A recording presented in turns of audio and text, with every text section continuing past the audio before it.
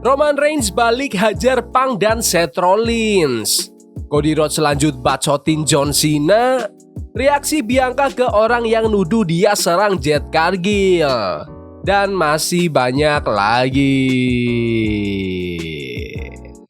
Selamat datang di Extra News, di mana kita akan bahas berita dan rumor terkini tentang WWE.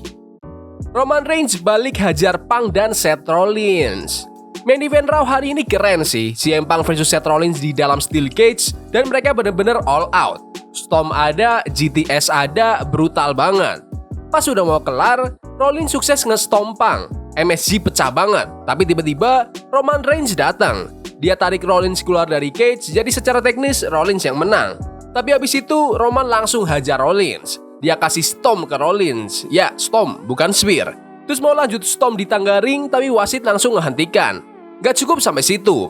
Paul Heyman masuk ke ring buat ngecek Punk, malah dihantam spear sama Roman.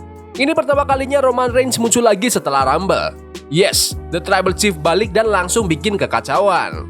Menurut kalian, apakah mereka akan tanding bareng di WrestleMania? Komen di bawah. Cody Rhodes lanjut bacotin John Cena.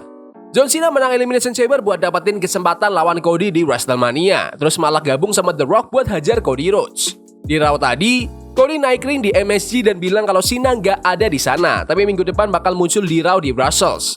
Terus, Cody balasin tweet Cena yang bilang punya disiplin buat lakuin yang perlu dilakuin, bahkan saat kamu nggak pengen. Cody langsung ngegas, bilang Cena itu kayak guru yang ngajarin hal-hal tapi malah sok bijak dan ngeselin.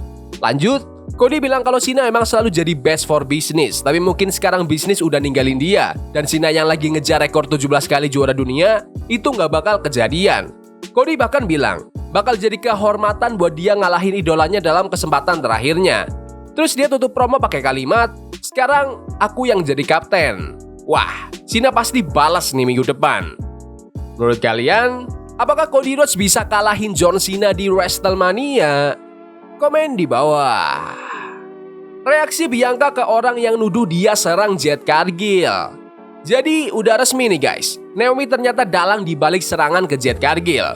Waktu Elimination Chamber, Jade baru balik ke WWE tapi langsung kena hajar sama Naomi. Dan di SmackDown minggu kemarin, Naomi akhirnya ngaku kalau dia yang nyerang Cargill. Tapi yang bikin makin panas, Bianca Belair langsung bereaksi di media sosial.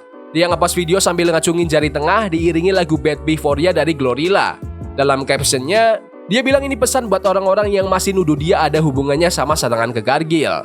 Bianca nulis, gila sih, ada yang beneran percaya aku bakal ngelakuin hal kayak gitu. Semua teori-teori dan bukti karangan kalian semua bikin kemenanganku di Elimination Chamber kayak nggak ada harganya. Aku sampai ngerasa gila sendiri dan ngerasa bersalah buat apapun yang aku lakuin. Terus dia lanjut, switch up game kalian gila sih, tapi ya udahlah, aku akuin emang kelihatan gila banget. Suatu hari kalian semua bakal sadar kalau aku tuh real. Aku tetap sayang kalian. Tapi kalau kalian masih percaya aku yang nyerang Cargill, silahkan lihat video itu. Terakhir, Bianca juga curhat kalau dia sekarang lagi bingung dan kepikiran banget sama situasi ini. Ini salah satu hal paling berat yang pernah aku lewatin. Aku lebih ngerasa sakit dan bingung daripada apapun. Gimana aku bisa fokus buat Mania coba? Menurut kalian, apakah Bianca ada sangkut pautnya dengan penyerangan Jade Cargill atau tidak? Komen di bawah. Jey Uso intrench bareng Drake di Mania. Jey Uso udah pernah masuk bareng beberapa nama gede di dunia hip hop, tapi dia masih belum puas. Di Cheap Heat, dia ngasih kode kalau dia lagi nyari satu lagi bintang rap buat intrench WrestleMania-nya di Las Vegas. Dan nama-nama yang dia sebut, gila sih. Aku butuh seseorang yang bisa bikin penonton gila. Mungkin Kendrick, mungkin Cardi, mungkin Drake. Wow, bayangin kalau Jey Uso masuk WrestleMania ditemenin Kendrick Lamar atau Drake. Tahun kemarin, dia masuk Mania bareng Lil Wayne. Terus di Netflix WrestleMania Launch Party, dia masuk bareng Travis Scott. Sekarang, dia bahkan kepikiran buat bawa rapper cewek juga. Aku butuh cewek juga, mungkin Cardi, mungkin Megan. Terus pas ditanya soal SummerSlam yang bakal digelar di New York tahun ini, ada ide buat ngajak Cardi B buat intrench di sana. Ayolah, kenapa enggak? Pas aku masuk SummerSlam sebagai World Heavyweight Champion, kita bikin itu terjadi. WWE makin sering bawa selebriti ke acara mereka, jadi jangan kaget kalau Jey Uso beneran masuk Mania dengan salah satu rapper terbesar di dunia. Menurut kalian, siapa rapper yang cocok buat intrench bareng Jey Uso di WrestleMania? Komen di bawah. Seth Rollins sindir sistem WWE zaman dulu. Seth Rollins baru-baru ini ngomongin soal perubahan besar di dunia wrestling yang bikin hidup para pegulat jadi lebih enak. Dalam wawancara sama WFAN Radio, Rollins bilang kalau sekarang industri gulat jauh lebih ramah buat para wrestler dibanding dulu di era 80-90-an. Katanya, pegulat sekarang punya lebih banyak waktu buat keluarga dan jadwalnya juga gak segila dulu. Dulu aku bisa wrestling 200 lebih match dalam setahun. Sekarang, mungkin cuma sekitar 50-an aja, kata Rollins. Tapi jangan salah, meskipun jadwalnya lebih ringan, penghasilannya malah naik. Duitnya lebih bagus sih. Bisnis ini sekarang jauh lebih sehat dibanding 12 tahun lalu. Rollins juga nyetil gimana pegulat zaman dulu sering kehilangan keluarganya gara-gara terus-terusan di jalan tanpa istirahat. Kalian bayangin aja, dulu pegulat bisa sebulan penuh di jalan, gak ada oversight, gak ada bantuan buat tetap sehat. Kalian cuma jalan terus sampai badan kalian hancur. Menurut kalian, apakah sistem WWE zaman dulu itu emang perusak keluarga? Komen di bawah. Undertaker bela Jey Uso menang Royal Rumble. Jey Uso menang Royal Rumble tuh masih jadi topik panas. Dan kali ini, The Undertaker sendiri yang turun tangan buat ngebelain keputusan WWE. Di podcast 6 Feet Under, Taker bilang kalau kemenangan Jey itu keputusan yang berani dari WWE. Bahkan, dia ngebandingin Jey sama Shawn Michaels waktu pertama kali pecah dari The Rockers. Aku yakin gak banyak yang nebak Jey Uso bakal menang, kata Taker. Kalian pasti mikirnya si Empang, atau mungkin Dark Horse kayak John Cena.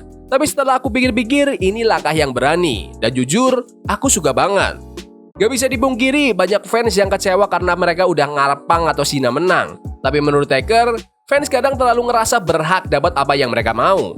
Kadang fans tuh terlalu entitled. Kalau nggak dapat yang mereka mau, langsung ngamuk, ujarnya. Kalian semua harus santai dan nikmatin aja perjalanannya. WrestleMania masih lama, masih banyak yang bakal terjadi antara Rumble dan Mania. Taker juga muji seberapa besar Jey Uso sekarang di mata fans. Dengerin deh, Jey itu udah segede siapapun sekarang. Shen Yit itu udah kayak gerakan sendiri. Tiap dia masuk arena, semuanya ikutan. Dia berhasil pindah dari tag team ke single star, dan itu nggak gampang bro. Gak banyak yang bisa sukses kayak dia di level ini. Menurut kalian, apakah Jey Uso menang Royal Rumble itu memang keputusan yang solid? Komen di bawah. Reaksi Lex Luger dilantik ke WWE Hall of Fame.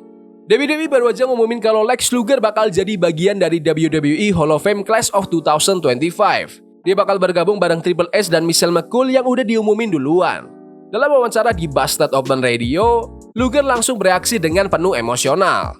Gila sih, aku bener-bener lagi ada di awan ke-9 sekarang. Dikelilingi ucapan selamat dan cinta dari semua orang. Rasanya kayak mimpi. Waktu dikabarin aku masuk Hall of Fame, aku langsung keinget 20 tahun yang lalu. Dia juga jujur kalau dulu hampir nyerah sama dunia wrestling.